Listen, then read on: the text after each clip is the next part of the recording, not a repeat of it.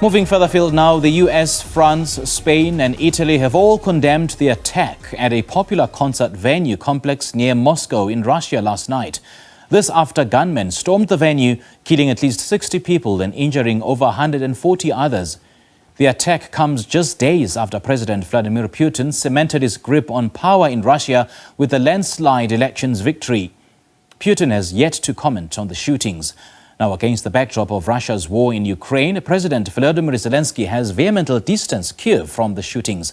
We now cross to SABC News Correspondent in Moscow, Dasha Chernyshova, to give us the latest update. Dasha, a very good morning to you. Thanks for joining us. Welcome to Morning Live. What's the latest?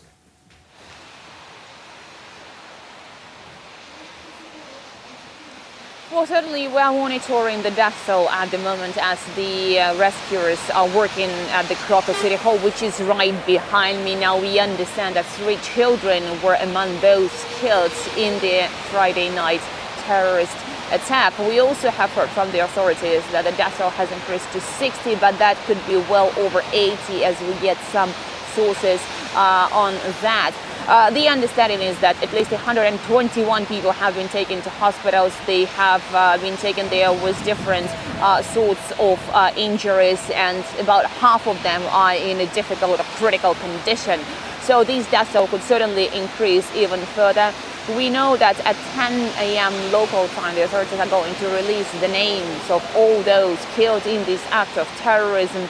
Obviously, the situation is difficult. We are not getting much of the information with regards to the investigation. Some sources, but non-confirmed reports from the Russian law enforcement agencies as to how they are investigating this case. So probably the authorities are tight-lipped not to interrupt with the investigation.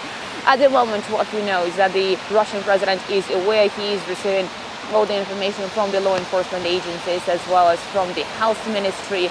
The people who have suffered, got injured in this attack are expected to be provided with everything needed to ensure that they can recover from what happened. But in the meantime, the rescuers are still working. They are yet to start the work on the first floor. We understand that work will start soon, but as you can see, the situation is very fluid, and we have just seen plumes of black smoke coming outside from the Kyiv City Hall. They were not that strong when we arrived here about an hour ago.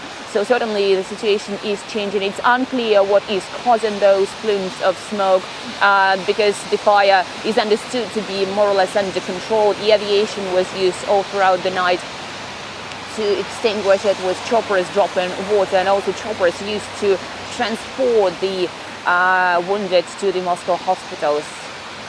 And the fact that the Ukrainian government was very quick to deny its involvement in this attack raises so many eyebrows on its own. So what could have possibly triggered insinuations of responsibility or involvement in this?